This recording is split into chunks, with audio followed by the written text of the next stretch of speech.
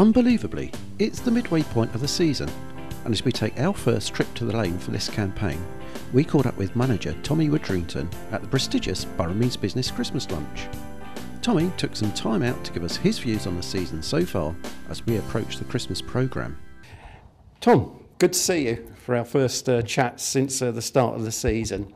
There was some to and fro in the closed season with players coming and going. How pleased are you with those that have joined the sports over the first part of the season?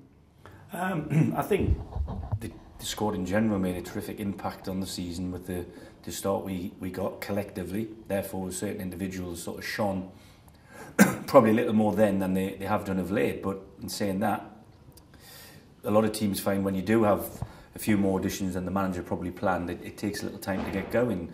It wasn't the case for us, but maybe starting as well as we did and being as prominent as we were in the fledgling sort of table and whatever, we've been there to be shot at. And unfortunately, in the last sort of few weeks, I don't think we've had enough, wins for the performances we played. I think we've played well enough to have won most of the games we've played in, but at the moment, we just can't seem to get over the line. Yes, it's a bit of a deja vu from last year. We had a really good start to the season, and then September, things went a little bit astray. Then you've had some good periods and some periods where it's been difficult to pick up some points.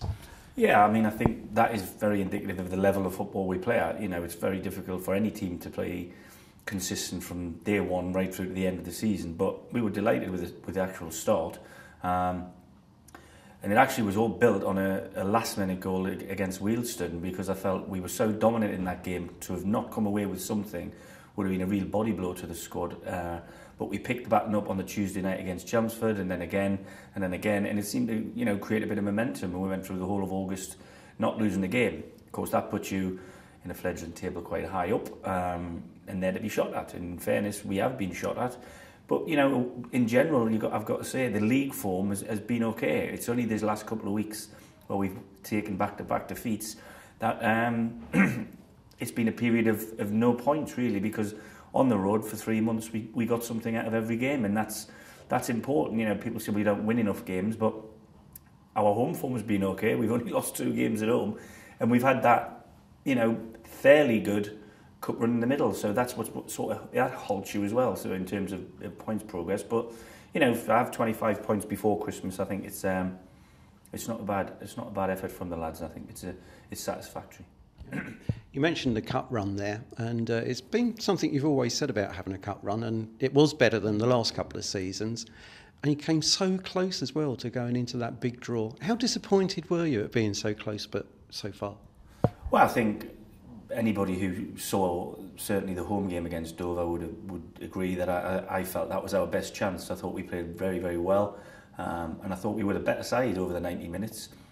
They are a big, strong, organised, unit, literally. And I did fancy them after they beaten us by the odd goal at the Crabble to go and beat Morecambe, which they duly did. They've gone and won another game, and to have pulled out the draw they have it's frustrating. But like you said, we progressed in that area. I know there's not a life-changing amount of money to get to the level we did, but it's certainly revenue that the club never achieved in the last couple of seasons. So that's something that I feel is a little bit of payback for us. And if we can do the same again next season and progress that step further, then who knows? You never know what can happen in round 1. So overall, how pleased are you with the team's development this season, and are they really where you wanted them to be in terms of application? Well, I've got to be honest, I never ever question the guys' application, both in training sessions and in matches. I do believe we've got an honest group of guys here. The team spirit's very, very good. And I tend to try and keep, bunches of players together, because I think they affect each other on the pitch and off the pitch. The friendships made that will probably last a lot longer than their careers at Eastbourne Borough, and I think that's very prevalent. Anybody who comes to watch us train, or even sees the lads out socially, they'll know they're a close-knit bunch. So are they where I want to be, as high as we can get, make no bones about that. But we've got to understand that football, certainly at this level, isn't a level playing field. There are teams that get far less crowds than us, but seem to have a lot more funds at their disposal, if you like. And I know that simply because I speak to a lot of managers and players about potentially coming to the Borough, and I just simply can't compete with some of them. And that's not a whinge up, that's just a fact. You know, it's true. And if the managers of the other clubs want to dispute that with me, then I would absolutely have that out in public, to be honest with you. So, yeah, you mentioned that you'd like to be at the top of the tree, but you are nicely placed. Are you looking forward to make a push for the playoffs as we approach this crowded Christmas programme? Well, I have to say, I mean, I from the day I walked in the door, have said as long as I progress the football team and therefore the football club, you know, year on year, I'd see that as a really good progression. And I think if you look back from finishing just above the trap door in the first season, or the first end of season, and then moving up to 17th, moving up to 12th, an improvement on that has got to be what we're looking for. And at the end of the day, we've got to look at the whole football club. And if we were to get in the playoffs and go up, as Dover did in 6th place, at 5th place they finished, you know, maybe that football club could handle that. It's got to be seen, you know, we've got to find out whether this one could. We know the expense of the travel and the accommodation at the next level of football. Are they ready? Then them questions have to be asked if we get to Easter and we're close enough, then I could tell you. But we go into every game trying to accrue as many points as we can.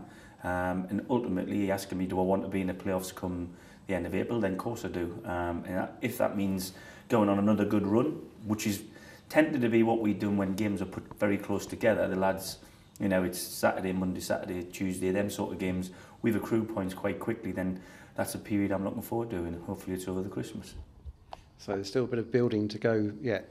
Well, I think you can't stand still. If you stand still, you're taking a step or two backwards. You know, players who've done well for me, if the opportunity for me to come and get somebody else who I feel will give us a fresh impetus, or you know, will just give us something slightly different. The conditions are changing, weather-wise, pitch-wise, training ground-wise, all of that. You know, you need to sort of keep just glitching here, there, and everywhere. And I think that's something that maybe supporters don't fully understand. But when it happens, they tend to think it's a knee-jerk reaction. But a lot more thought goes into that than probably people think. So I guess you'll be telling the boys to go easy on the turkey and tinsel over the few days ahead of us. But is there any team news before the Borough Wood match? Well, Adam Watts is on the mend. He's running freely now. We'll hope to see him probably just after the Christmas break. Sam Beale had to be replaced on last Saturday at Chelmsford with what appears to be a torn hamstring, but we're hopeful it's not a real, you know, big problem. But he's probably looking at a month out. So we're going to be limited a little bit. Them two, when they're fitting well, probably constitute half of my back four on the left-hand side. So it's something we've got to look at. But usually, as I always say, one man's misfortune is another man's gain. You know, the door shuts on Sam for a few weeks, then somebody else will get a chance. And I'm sure whoever it is who gets that chance will be given their all. As you mentioned about application, I've no problem with the way the lads are trying. I think naivety or immaturity sometimes is something that is a learning process for them. A lot of the guys, even though they're 2021, people think they're grown men. Maybe in real life terms they are, but in football, a lot of these guys are now approaching a period in their football career where they've never been. They've not played 15, 20 games in a season. Sam being a perfect example of that. I think he's done excellently well.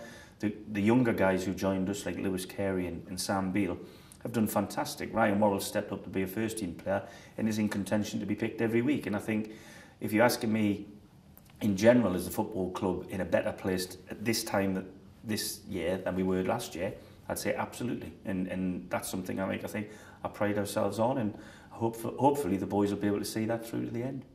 Sounds like some optimism as we look towards the new year. So, Tommy, thanks ever so much for your time. Wish you and your family a very Merry Christmas, and I'm sure everyone will join me in saying have a great new year. Thank you. Thanks very much.